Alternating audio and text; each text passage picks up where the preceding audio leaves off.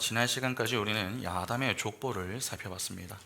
아담의 족보, 즉 이 셋의 족보는 가인의 족보와 대조를 이루는 족보입니다.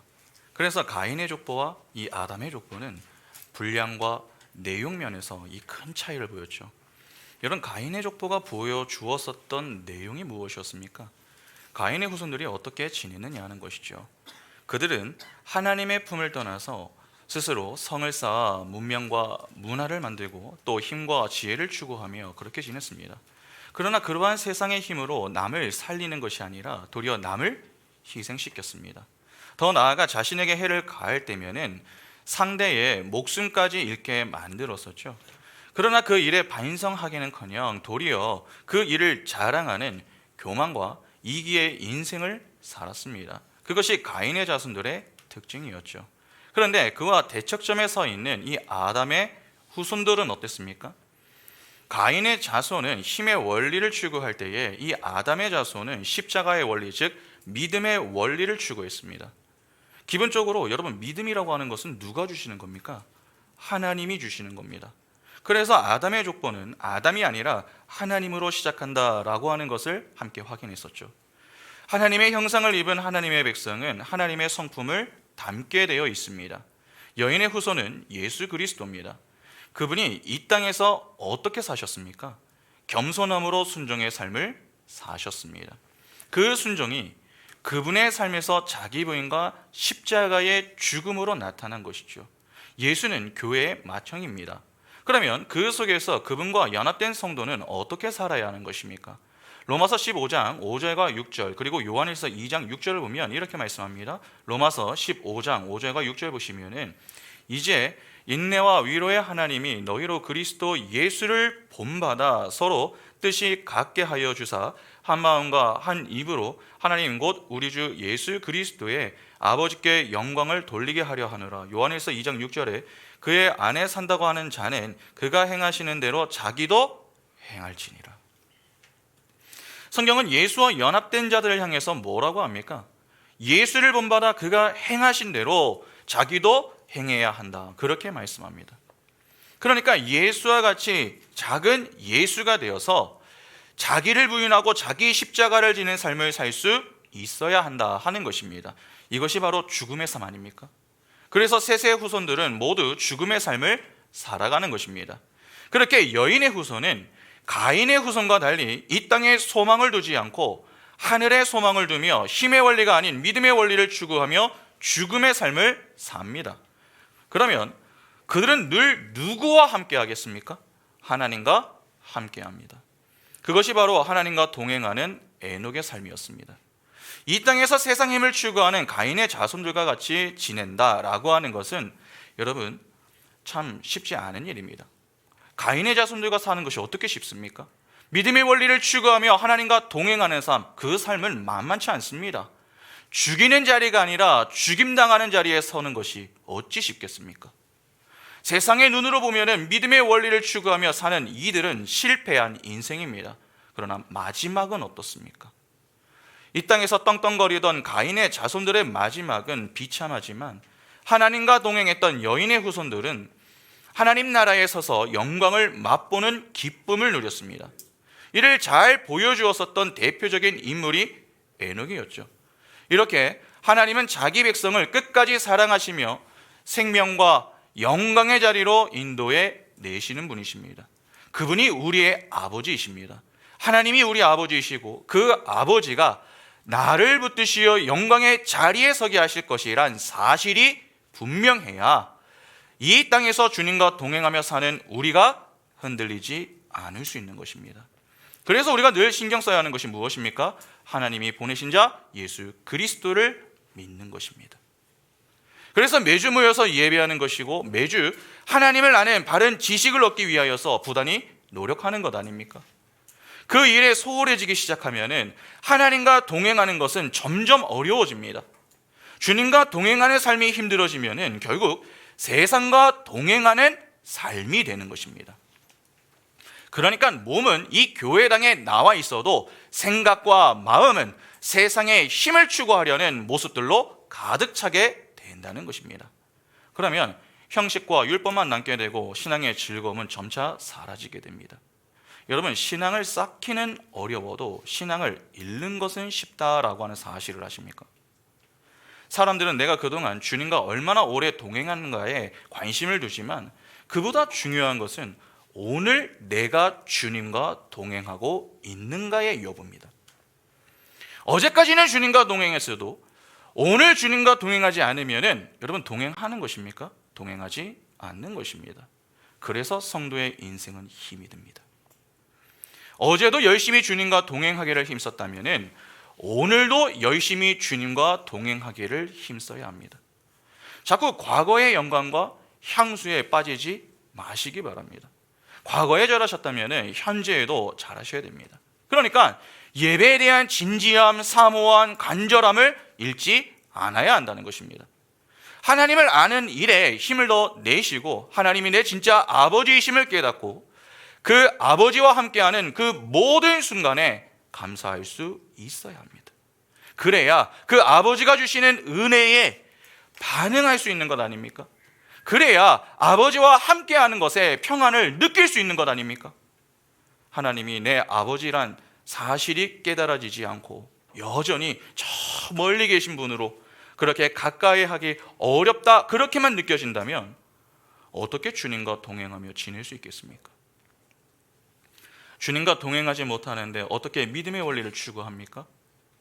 믿음을 주시는 분이 하나님이신데 그 하나님 없이 어떻게 믿음을 발휘하며 지냅니까? 우리의 문제는 신앙생활을 자꾸 내 힘으로 해보려고 하다가 안 될 때에 쉽게 실망하고 실족한다라고 하는 사실에 있습니다. 말씀에 따라 하나님의 은혜와 능력을 힘입어 신앙생활을 할 생각하지 않고 자꾸 내가 내 힘으로 해보려고 하는 것이죠. 그래서 자꾸 어떤 문제만 만나면 무너지는 것입니다. 남의 문제일 때는 너무나도 쉽게 말을 하다가 그 문제가 내 문제가 되어서 다가왔을 때는 속수무책으로 넘어지는 그러한 모습을 보이는 것입니다. 의외로 사람들은 얼마든지 우리 힘으로 하나님을 믿으며 지낼 수 있다 그렇게 여기는 경향이 있습니다. 그러나 잘 생각해 보면 신앙생활의 시작부터가 하나님의 은혜가 아니면 불가능한 것 아닙니까? 조금 전에도 믿음은 하나님이 주시는 것이다 그렇게 말씀을 드렸습니다. 이는 하나님이 우리에게 믿음을 주지 않으시면 우리가 아무리 하나님을 믿고 싶어도 믿지 못한다 하는 말이 됩니다. 믿어도 엉뚱하게 믿을 가능성이 매우 높은 것이죠. 그러니까 성도는 하나님 앞에서 늘 겸손해야 됩니다. 하나님이 아니어도 나는 다른 이들과 다르기 때문에 충분히 하나님을 잘 믿을 수 있다. 여러분, 그러한 착각의 늪에서 얼른 벗어나셔야 됩니다. 이성과 경험에 따라 내가 이 정도는 할 수 있다 그렇게 여기는 그 자체가 교만입니다. 인간의 가능성에 대한 미련을 버리지 못하는 모습인 것이죠. 아닙니다. 우리는 철저히 겸손하게 자신의 불가능함을 인정하고 하나님 앞에 나와 하나님의 은혜가 아니면 안 된다라고 하는 것을 믿음으로 고백할 수 있어야 합니다. 하나님의 생기가 떠나면 우리는 티끌에 불과한 존재입니다. 그래서 하나님이 자꾸 우리를 철저한 자기 부인의 자리로 몰고 가셔서 거봐, 내가 없으면 안 되겠지. 그렇게 우리의 상태를 확인케 하시고 전능하신 하나님 앞에 하나님의 은혜를 겸손히 구하는 자들로 하나님께 영광을 돌리게 만드시는 것입니다. 그것을 배우는 것이 여러분 신앙생활입니다. 단지 예수 믿고 천국에 가는 것이 신앙생활이 아니라는 말입니다. 이 사실이 분명하지 않으면 우리는 신앙생활을 해도 너무나도 엉뚱하게 합니다. 하나님이 아무리 우리에게 은혜와 복을 주셔도 우리는 그것을 은혜요 복으로 여기지도 않을 뿐 아니라 그 모든 것들을 가지고 하나님이 아닌 내게 영광을 돌리는 우를 범할 수 있는 것입니다. 아마 어떤 분들은 이 문제를 별로 심각하게 여기지 않을지도 모르겠습니다. 그러나 하나님은 이 문제를 매우 심각하게 여기십니다. 제가 오늘 서론을 조금 길게 다룬 이유는 오늘 본문이 바로 이 내용을 담고 있기 때문에 그렇습니다. 잘 아시다시피 창세기 6장부터는 노아의 홍수 사건에 관한 그러한 이야기가 나옵니다. 노아의 방주는 기독교인이 아닌 세상 사람들도 알 정도로 매우 유명한 사건이죠. 또 해당 사건으로 2014년에 영화를 만들 만큼 사람들에게 친숙하고 잘 알려진 사건입니다. 그러나 주로 사람들의 관심은 홍수 심판 스토리에 있지 그 심판이 담고 있는 교훈에 있지는 않습니다. 성경에서 노아의 홍수 사건은 중요한 복음의 메시지를 담고 있습니다. 그래서 이에 대해 개괄적으로 내용을 좀 먼저 살펴보려고 했는데 그것은 이후에 방주에 관한 부분이 나올 때에 다루겠습니다. 일단 노아의 홍수 심판 이야기가 담고 있는 구속사적 교훈을 살펴보면은 이 흐름에 약간 좀 끊어지는 그러한 느낌이 좀 있습니다. 또한 그 부분은 실제 방주에 관한 내용이 나올 때 다루어도 무방합니다.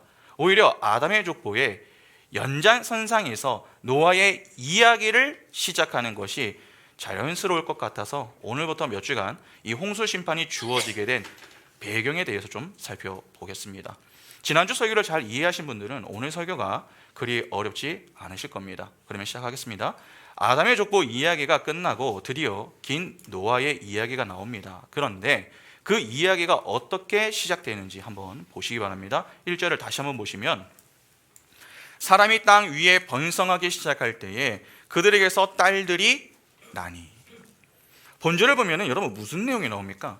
사람이 땅 위에서 번성하기 시작할 때에 라고 하는 어구로 시작이 됩니다. 어떤 분들은 이 내용이 목사님 뭐가 중요합니까? 그렇게 생각할 수도 있겠습니다만 이 짧은 하나의 어구가 노아 이야기를 푸는 아주 중요한 역할을 합니다. 이 어구가 홍수 심판의 이유를 설명해 주는 키입니다. 1절에 번성이라고 번역이 된 이 히브리어 단어는 창세기 1장에서도 나옵니다. 창세기 1장 28절에 하나님이 그들에게 복을 주시며 하나님이 그들에게 이르시되 생육하고 번성하여 땅에 충만하라 땅을 정복하라 바다의 물고기와 하늘의 새와 땅에 움직이는 모든 생물을 다스리라 하시니라. 자, 여기에도 번성이라고 하는 말이 나오죠. 하나님은 인간을 만들고 복을 주시면서 생육하고 번성하라 그렇게 말씀하셨습니다. 소위 문화 명령을 주신 것이죠. 그런데 그 복된 명령의 성취가 지금 심판의 근거로 등장을 하는 것입니다. 그러면 축복이 어떻게 심판의 근거가 되었는가 하는 것을 확인해야 하지 않겠습니까? 하나님이 최초 인간인 아담과 하와에게 주신 이 명령은 단지 아담과 하와에게만 주신 내용이 아닙니다. 창세기 9장 1절부터 보시면 하나님이 노아와 그 아들들에게 복을 주시며 그들에게 이르시되 생육하고 번성하여 땅에 충만하라. 땅의 모든 짐승과 공중의 모든 새와 땅에 기는 모든 것과 바다의 모든 물고기가 너희를 두려워하며 너희를 무서워하리니 이것들은 너희의 손에 붙였음이니라. 모든 산 동물은 너희의 먹을 것이 될지라 채소같이 내가 이것을 다 너희에게 주노라.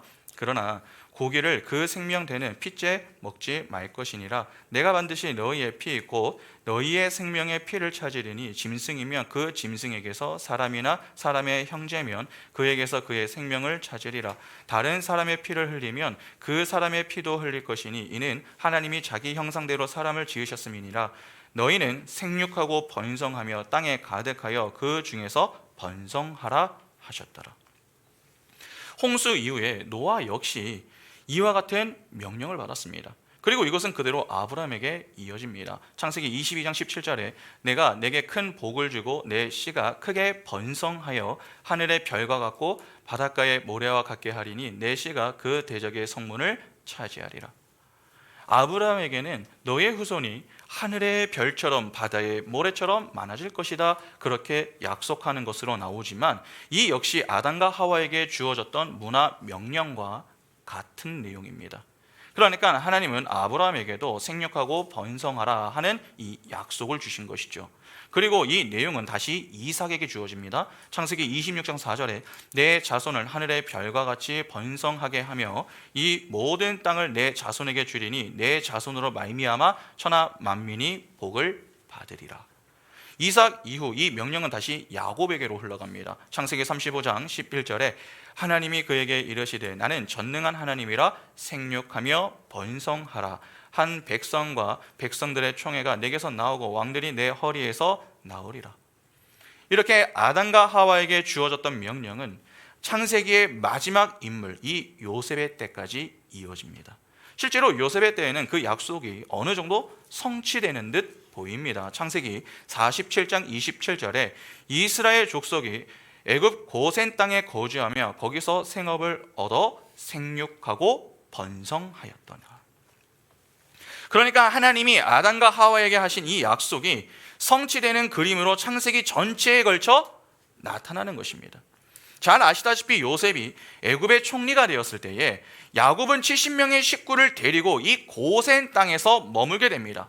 그리고 그곳에서 300만에 가까운 큰 민족으로 번성을 하죠. 출애굽기 1장 7절에 이스라엘 자손은 생육하고 불어나 번성하고 매우 강하여 온 땅에 가득하게 되었더라. 출애굽기 1장 20절과 21절에 하나님이 그 산파들에게 은혜를 베푸시니 그 백성은 번성하고 매우 강해지니라. 그 산파들은 하나님을 경외하였으므로 하나님이 그들의 집안을 흥황하게 하신지라.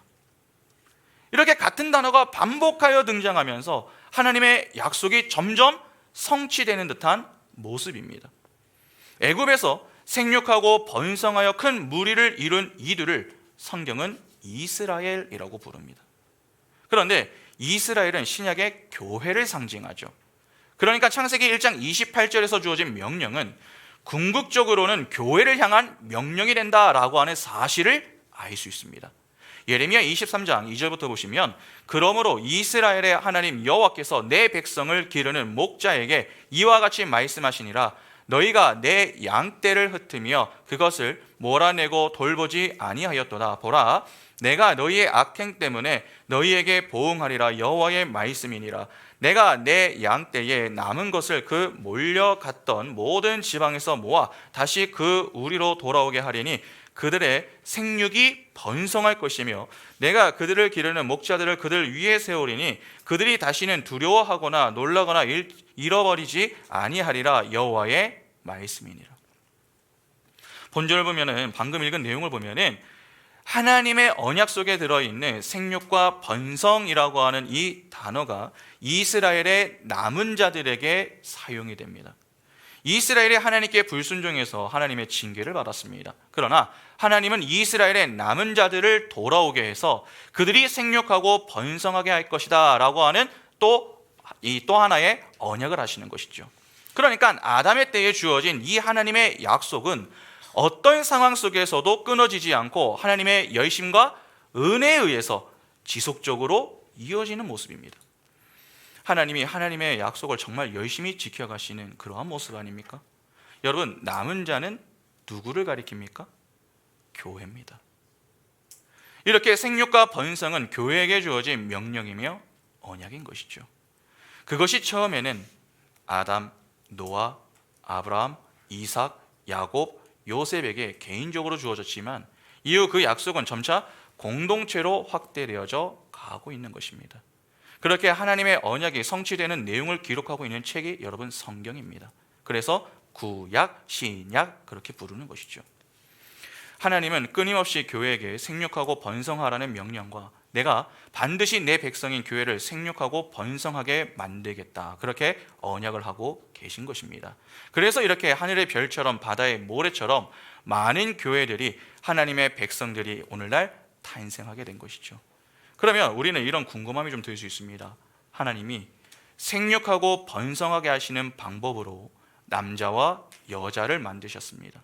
굳이 하나님이 자기 백성을 생육하고 번성시켜 하늘의 별처럼 바다의 모래처럼 많이 만드실 거라면 처음부터 전체를 다 창조하시면 되는 것 아닙니까?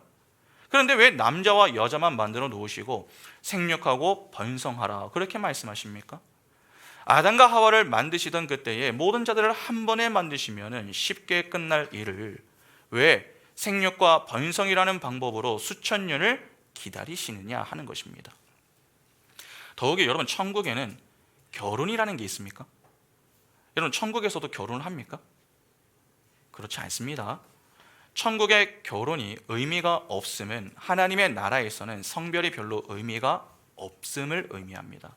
그런데 왜 굳이 이 땅에서 교회를 번성케 하시는 방법으로 남자와 여자를 만들어 결혼을 시켜 생육과 번성이라는 하나님의 목적을 완성케 하시는 것입니까? 하나님은 자식을 사랑하는 아비의 마음이 교회를 탄생케 했다라고 하는 것을 육신과 이성을 가진 우리에게 가르치기 위해서 그리고 교회는 반드시 하나님의 은혜로만 탄생하게 된다라고 하는 것을 가르치기 위해 그렇게 하신 것입니다. 그러니까 복음을 가르치기 위해서 택한 방법이 결혼이라는 것입니다. 여러분, 하나님이 교회를 만드신 이유는 하나님의 독생자이신 예수 그리스도의 신부로 우리를 만드신 것입니다. 창세기 2장 18절부터 보시면은 여호와 하나님이 이르시되 사람이 혼자 사는 것이 좋지 아니하니 내가 그를 위하여 돕는 배필을 지으리라 하시니라. 여호와 하나님이 흙으로 각종 들 짐승과 공중의 각종 새를 지으시고 아담이 무엇이라 부르나 보시려고 그것들을 그에게 이끌어 가시니 아담이 각 생물을 부르는 것이 곧 그 이름이 되었더라. 아담이 모든 가축과 공중의 새와 들의 모든 짐승에게 이름을 주니라. 아담이 돕는 배필이 없으므로 여호와 하나님이 아담을 깊이 잠들게 하시니 잠들매 그가 그 갈빗대 하나를 취하고 살로 대신 채우시고 여호와 하나님이 아담에게서 취하신 그 갈빗대로 여자를 만드시고 그를 아담에게로 이끌어 오시니 아담이 이르되 이는 내 뼈 중에 뼈요 살 중에 살이라. 이것을 남자에게서 취하였은즉 여자라 부르리라 하니라. 이러므로 남자가 부모를 떠나 그의 아내와 합하여 둘이 한 몸을 이룰지니라. 하나님이 신랑이신 예수 그리스도의 모형으로 아담을 만드셨습니다. 그리고 교회의 모형으로 하와를 만드시죠. 그런데 여러분, 하와가 어떻게 지음을 받습니까? 하나님이 아담을 깊이 잠들게 하여서 그의 몸의 일부인 갈비뼈를 취하여 만드셨습니다. 그러니까 신랑의 희생과 섬김으로 탄생한 것이 신부인 것이죠. 이는 이후 신부인 교회가 신랑이신 예수에 의해서 어떻게 탄생하는가 하는 것을 보여주는 작은 그림의 역할을 합니다. 여러분, 교회가 어떻게 해서 생겨났습니까? 신랑이신 예수께서 창에 옆구리가 뚫리시고 십자가에서 죽으심으로 신부를 탄생케 하셨습니다. 아담의 갈비뼈를 취하여 하와가 생겨난 것과 정확하게 일치하죠.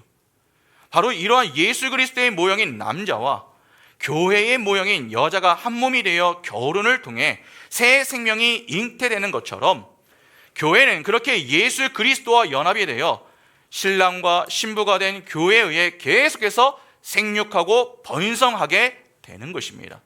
여러분, 우리가 예수를 믿고 난 이후에 하는 것이 무엇입니까? 하나님 사랑, 이웃 사랑입니다. 하나님을 사랑함으로 예배로 하나님께 영광을 돌립니다. 그러나 동시에 하나님을 위한 예배자는 무엇을 합니까? 이웃을 사랑합니다. 이웃 사랑은 구제나 봉사, 섬김 등의 차원이 아니라 복음을 전하는 증인된 삶을 사는 것을 의미하죠. 그러니까 전도와 선교를 하는 것입니다. 그렇게 예수와 연합된 성도의 삶과 입술을 통해서 하늘의 비밀, 즉 복음이 전해지는 것입니다. 그 복음을 듣고 반응하여 주님 앞에 나와서 신앙생활을 하는 분들이 있지 않습니까? 신랑과 신부가 연합하여 새 생명을 낳는 모습 아닙니까? 그렇게 교회의 생육과 번성은 신랑이신 예수 그리스도와 신부인 교회의 혼인에 의해서 이루어지는 것입니다. 그러니까 천국에 있지도 않은 결혼은 하나님의 아들이신 예수 그리스도와 교회의 관계를 담고 있는 아주 신성한 관계인 것이죠. 하나님은 교회, 즉 하나님의 백성들에게 하나님의 극진하신 지극하신 사랑과 예수 그리스도의 목숨 건 순종에 의해서 탄생되는 것임을 설명하기 위해 결혼이라는 것을 허락하시고 남편들에게는 아내를 목숨 걸고 사랑하라 명령하신 것입니다. 그리고 신부들에게는 남편들에게 목숨을 걸고 순종하라 그렇게 명령하시죠. 에베소서를 보면은 5장 22절부터 이렇게 말씀합니다. 아내들이여 자기 남편에게 복종하기를 주께 하듯 하라. 이는 남편이 아내의 머리됨이 그리스도께서 교회의 머리됨과 같음이니 그가 바로 몸의 구주시니라. 그러므로 교회가 그리스도에게 하듯 아내들도 범사에 자기 남편에게 복종할지니라. 남편들아 아내 사랑하기를 그리스도께서 교회를 사랑하시고 그 교회를 위하여 자신을 주심같이 하라. 이는 곧 물로 씻어 말씀으로 깨끗하게 하사 거룩하게 하시고 자기 앞에 영광스러운 교회로 세우사 티나 주름 잡힌 것이나 이런 것들이 없이 거룩하고 흠이 없게 하려 하심이라. 이와 같이 남편들도 자기 아내 사랑하기를 자기 자신과 같이 할지니 자기 아내를 사랑하는 자는 자기를 사랑하는 것이라. 누구든지 언제나 자기 육체를 미워하지 않고 오직 양육하여 보호하기를 그리스도께서 교회에게 함과 같이 하나니 우리는 그 몸의 지체임이라. 그러므로 사람이 부모를 떠나 그의 아내와 합하여 그 둘이 한 육체가 될지니 이 비밀이 크도다. 나는 그리스도와 교회에 대하여 말하노라. 그러나 너희도 각각 자기의 아내 사랑하기를 자신같이 하고 아내도 자기 남편을 존경하라. 그리고 그 부부 관계 속에서 새 생명이 잉태되도록 하심으로 새 생명, 즉 교회는 하나님의 사랑과 예수 그리스도의 순종에 의해 탄생되는 것임을 우리에게 가르쳐 주시는 것입니다.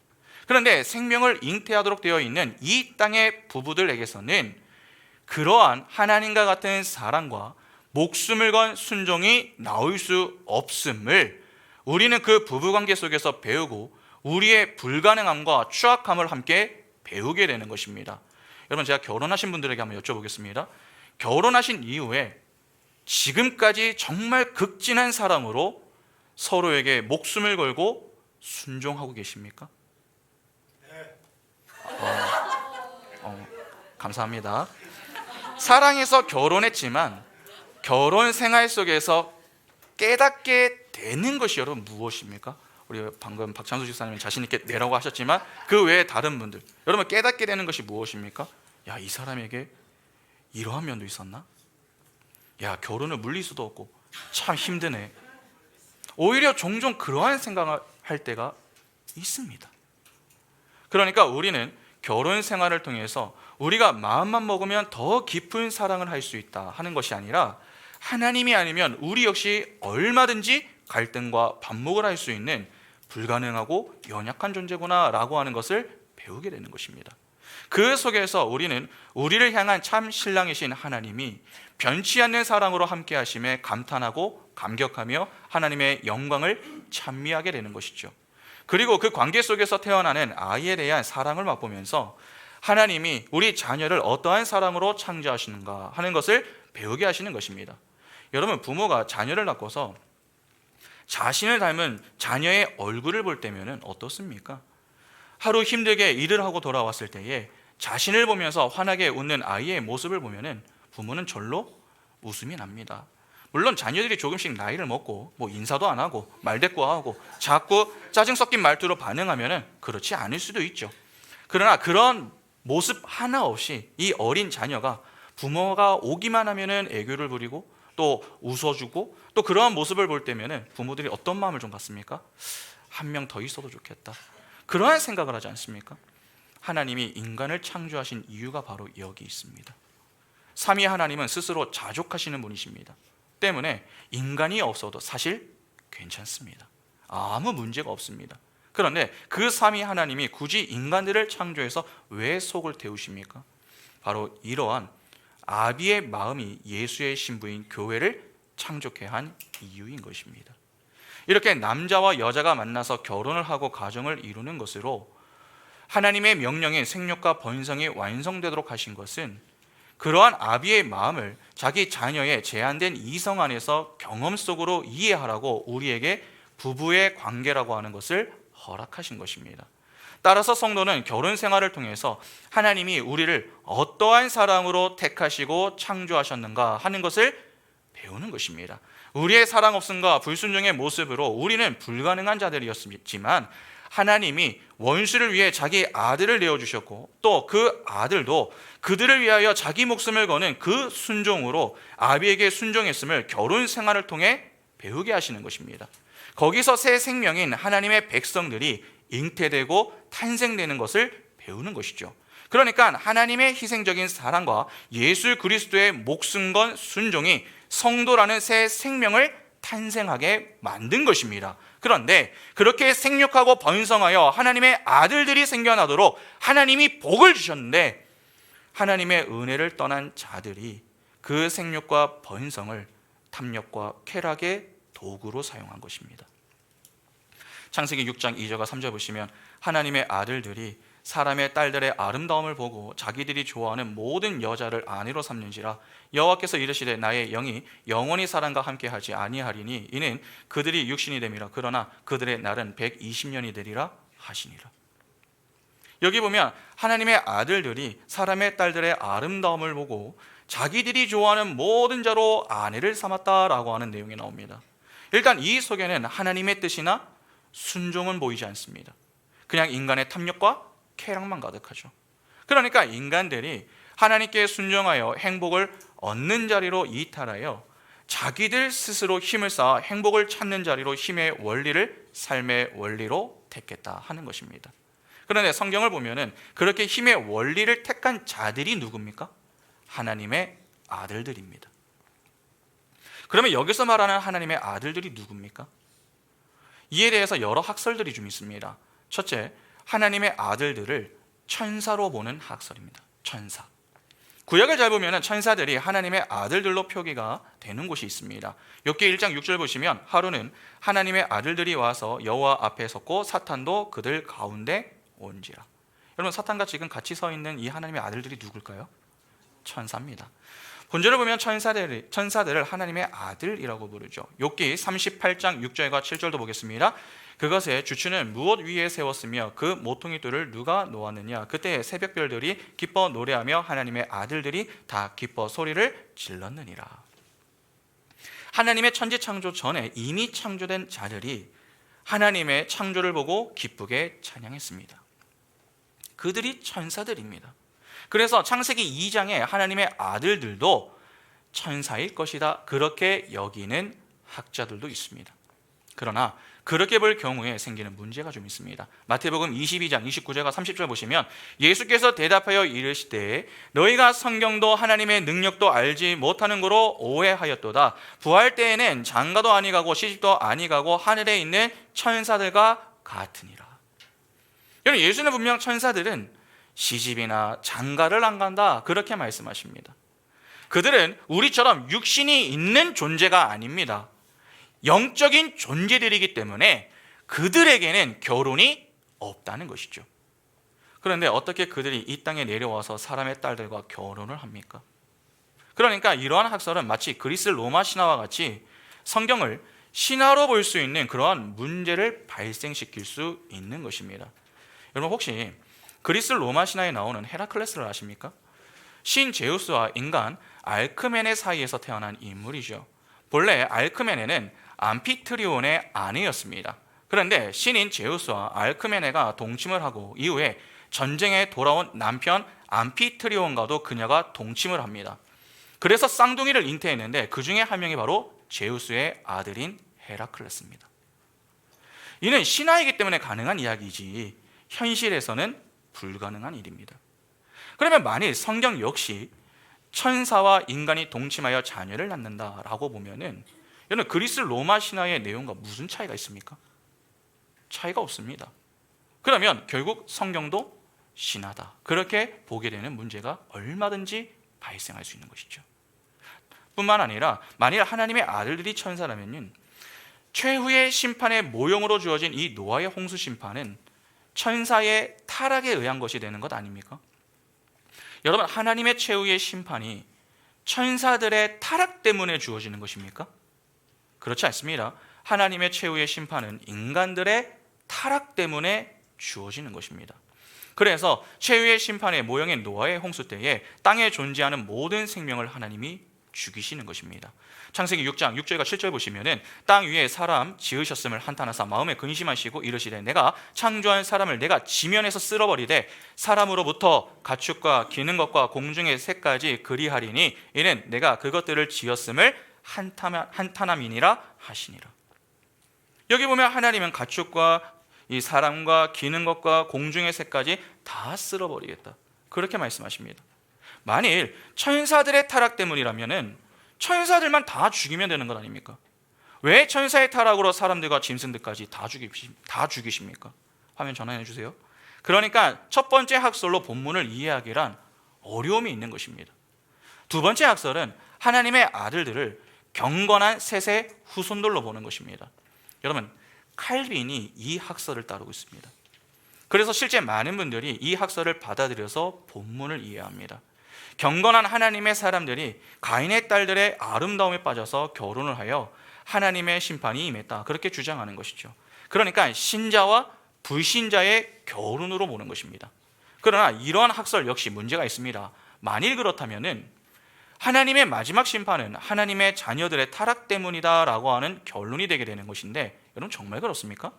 노아의 홍수 심판은 최후의 심판의 모형입니다. 그러면 최후의 심판이 창세전에 택해진 하나님의 백성들의 타락에 의한 것이다 라고 하는 말이 되는데 그럴 수 있느냐는 것입니다. 그럴 수 없습니다. 만일 그렇게 볼 경우에 성도의 견인교리가 완전히 무너지게 됩니다. 또한 하나님의 전지전능하심에도 문제가 생기겠죠. 하나님이 구원하기로 작정한 자들 역시 온전한 구원이 아니라 반쪽짜리가 될 수 있는 것입니다. 그렇지 않습니까? 하나님이 구원하셔도 그 구원받은 자가 타락하면 실패한 것 아닙니까? 그러니까 그렇게 보면 하나님의 구원 역시 온전하다, 그렇게 보기가 매우 어려워지는 것입니다. 그래서 고신대학원에 이 구약학을 가르치는 기동현 교수는 하나님의 아들들을 뱀의 후손인 가인의 후손이다, 그렇게 보고 사람의 딸들을 아담과 셋의 후손이다, 그렇게 주장을 합니다. 그러나 그렇게 보는 건 역시 한계가 있습니다. 마지막 세 번째 학설은 하나님의 아들들을 이 땅의 왕들로 보는 것입니다. 고신대학교 구약학 교수인 신득일 교수가 이 학설을 지지하는데 저는 이 학설을 지지합니다. 성경에는 이 땅의 왕들을 가리켜 하나님의 아들들이다 라고 자주 표현합니다. 이스라엘 사람들에게 왕은 하나님이 세우신 대리 통치자다라고 하는 믿음이 있었습니다. 때문에 그들은 자신의 왕들을 두고서 하나님의 아들들이라고 표현을 했죠. 그리고 성경이 엘로힘이라는 단어를 재판장이라고 번역을 하기도 하고 왕들을 가리키는 단어로 쓰기도 했습니다. 그래서 실제로 이스라엘 사람들이 시편 2편을 이스라엘 왕의 대관식 때 불렀습니다. 시편 2편에 나오는 하나님의 아들의 명칭을 왕에게도 갖다 붙인 것입니다. 시편 2편 6절과 7절 보시면 내가 나의 왕을 내 거룩한 산 시온에 세웠다 하시리로다. 내가 여호와의 명령을 전하노라. 여호와께서 내게 이르시되 너는 내 아들이라. 오늘 내가 너를 낳았도다. 이렇게 이스라엘 사람들은 이스라엘의 왕이 대관을 하는 것을 하나님의 아들을 낳는 것으로 표현해도 아무렇지 않게 받아들였습니다. 세상 사람들이 가지고 있는 왕의 개념이 무엇입니까? 하나님의 은혜를 떠나서 자신이 스스로 자기 삶의 왕이 되어 살겠다라고 하는 자들의 모든 악한 꿈이 집약된 자리가 왕 아닙니까? 하나님의 은혜를 떠나 스스로 왕이 되겠다는 인간의 악한 의도가 가장 적나라하게 표현되어 있는 것이 바로 세상의 왕입니다. 그래서 애굽의 왕도 파라오, 즉 신의 아들이라고 부르는 것이죠. 그러니까 오늘 본문에 나오는 하나님의 아들들은 세상의 것들을 힘으로 삼아 기고만장하게 살아가는 모든 타락한 인간들의 대표요 상징인 세상 왕들로 보는 것이 적절합니다.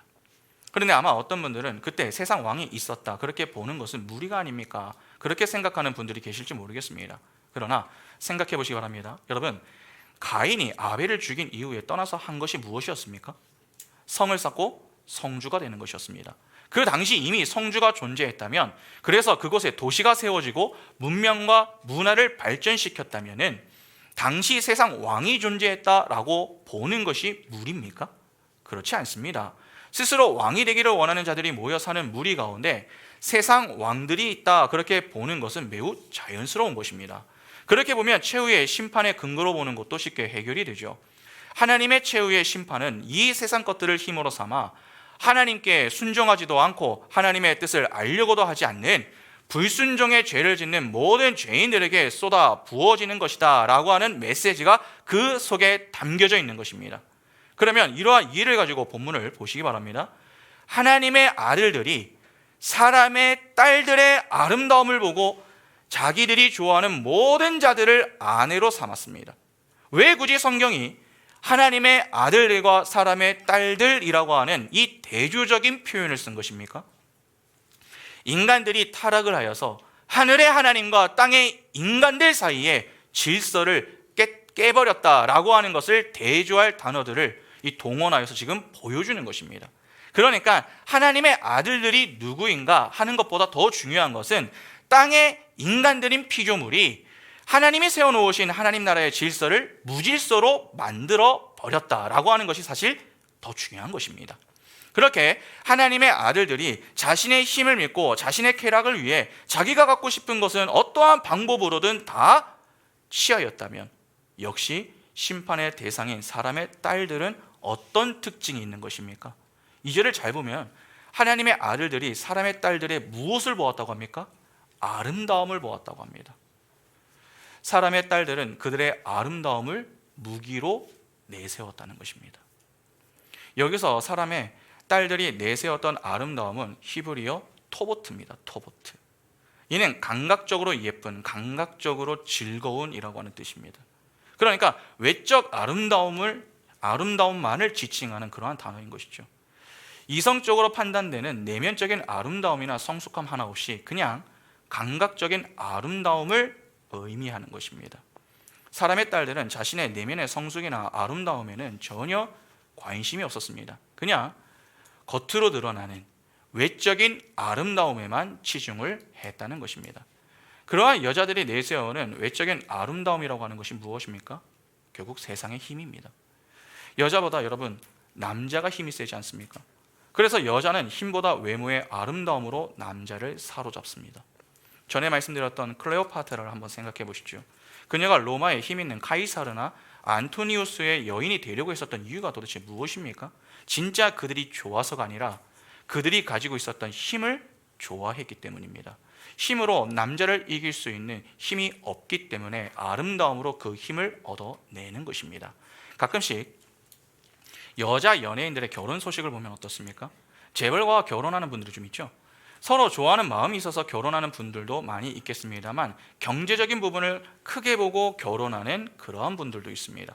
그래서 종종 돈 때문에 결혼한다라고 하는 이 비난이 쏟아지는 것 아닙니까? 그러면 아름다움을 자랑하는 이 여자 연예인이 돈 때문에 재벌가와 결혼을 한다면 그분은 왜 결혼을 하려고 하는 것입니까? 재벌가인 그 사람이 좋아서가 아니라 그가 가지고 있는 돈을 통해서 힘을 얻기 위해 결혼을 하는 것입니다. 그러니까 자신의 아름다움을 무기 삼아 힘을 얻어내는 것이죠. 여러분, 아름다움 자체가 나쁘다라고 하는 말이 아닙니다. 그것을 힘으로 욕망을 채우려는 도구로 사용하려고 하는 시도가 나쁘다는 것입니다. 그래서 그 사람의 딸들도 하나님이 다 심판하시는 것입니다.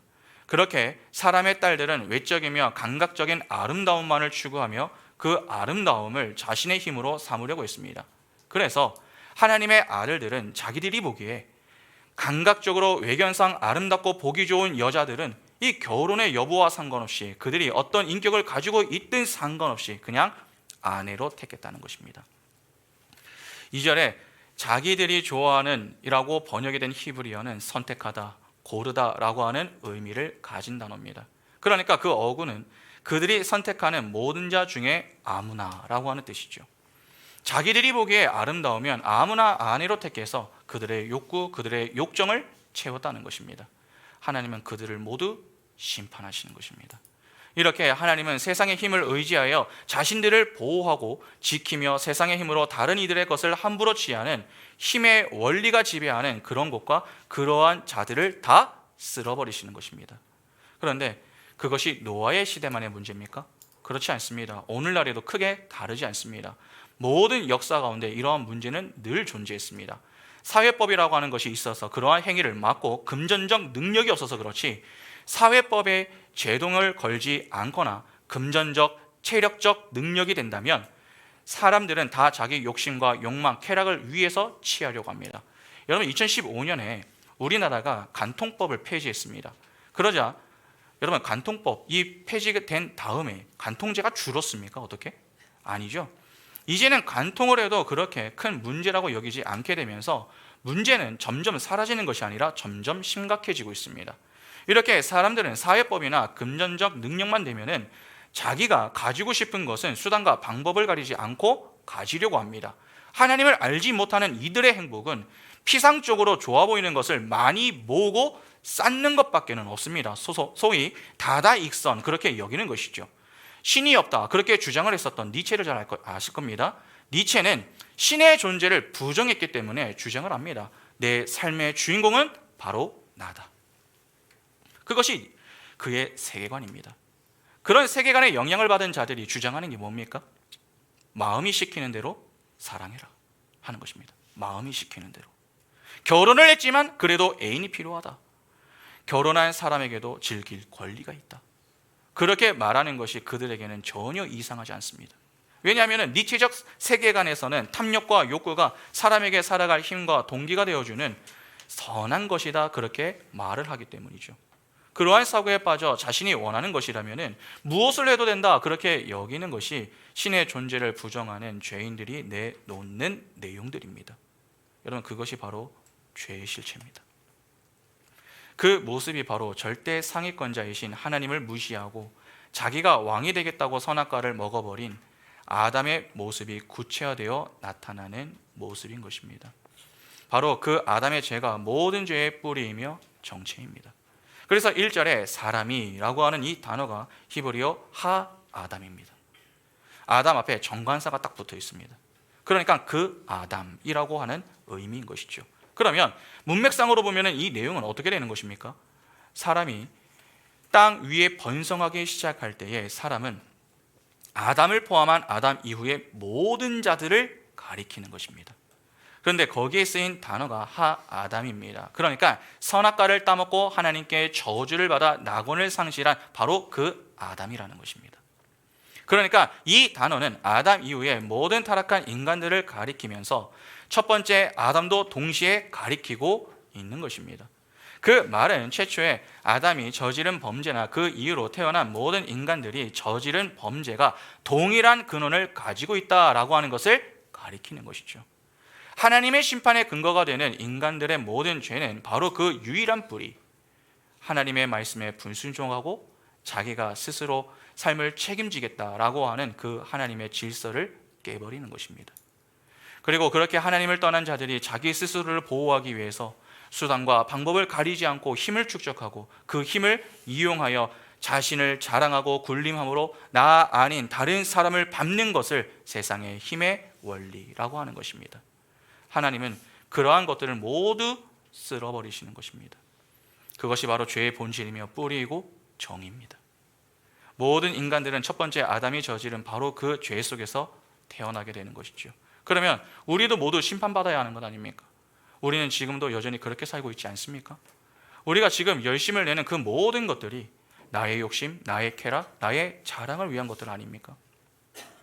그래서 하나님이 그 속에서 당신께서 택한 백성들을 불러내셔서 예수 안에 넣어 십자가에서 다 죽여버리시고 새로운 하아담, 두 번째 아담이신 예수 그리스도 안에서 새롭게 살려내시는 것입니다.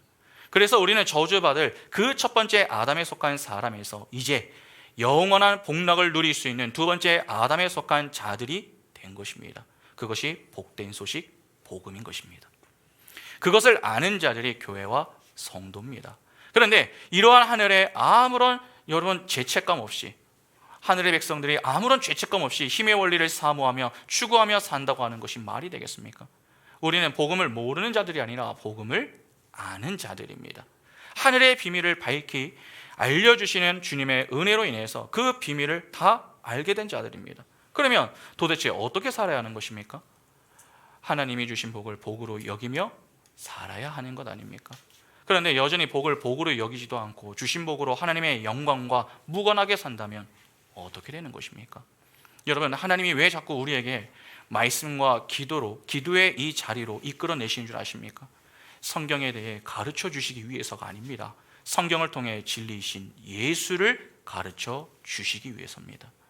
다시 말해서 복음을 가르쳐 주심으로 그 복음을 통해 하나님만 소망하라 하는 것을 가르쳐 주시기 위해서 우리를 부르시는 것입니다. 그러니까 설교를 들을 때마다 우리는 하나님을 바라볼 수 있어야 하고 하나님을 아는 지식을 쌓아야 하는 것입니다. 설교를 들을 때마다 하나님이 어떤 분이시고 하나님이 우리를 위하여 하신 일이 무엇인가를 아는 그런 지식이 필요한 것입니다. 성경에 어느 책, 몇 장, 몇 절, 그걸 아는 것이 중요한 게 아닙니다. 그런데 우리는 어떻습니까? 전자보다는 후자의 지식을 추구합니다. 그래서 묻는 질문에 대해서는 어느 정도 대답을 하죠. 그러나 삶은 어떻습니까? 여전히 하나님의 영광과 무관한 삶일 경우가 너무나도 많습니다. 세상 속 그리스도인이 되어야 할 자들이 세상 사람과 전혀 구분되지 않는 삶, 내가 하고 싶은 것만 하고 내가 하고 싶지 않은 것은 하지 않는 그러한 삶을 살아가는 것입니다. 그러면 그러한 자들이 세상 속에서 하나님과 동행한다, 그렇게 말할 수 있겠습니까? 힘의 원리를 추구하는 그 세상 앞에서 믿음의 원리를 추구하며 하나님의 영광을 드러낼 수 있겠느냐 하는 것입니다. 아닙니다. 그러한 구별됨이 없기 때문에 우리는 우리의 삶을 통해 하나님이 우리에게 명하신 명령에 순종하여 하나님께 영광을 돌리는 것이 아니라 자꾸 내게 영광을 돌리려고 하는 것입니다. 그러다가 내가 생각하는 만큼의 욕망이 충족되지 않고 또 쾌락이 주어지지 않을 때면은 자꾸 하나님께 불평하는 것이죠. 여러분, 그것이 오늘 우리의 모습 아닙니까? 왜 예수를 믿으면서도 우리의 삶은 그대로입니까? 신앙의 연수는 쌓이는데 왜 삶의 변화가 생기지 않느냐는 것입니다. 죄송합니다. 하나님을 아는 지식이 없기 때문에 그렇습니다. 여전히 내 관심은 하나님이 아니라 하나님이 주실 복에 있기 때문입니다. 그렇게 신앙생활을 하시면 평생 교회를 다녀도 변하지 않습니다.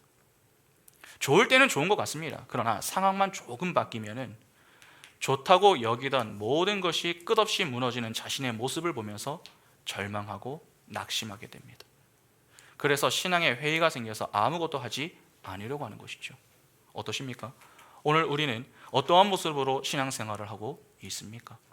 진정 하나님이 주신 명령 속에 담긴 의미가 어떤 의미인지 바르게 이해하고 그 언약을 신실하게 이루어 가시는 그 하나님을 바르게 알고 하나님의 영광을 위해 살고 계십니까?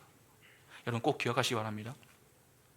하나님이 주신 복의 명령이 하나님의 영광이 아니라 내 욕망과 쾌락의 도구로 내 영광으로 사용이 될 때에 하나님의 심판이 주어진다는 것을 명심하셔야 됩니다.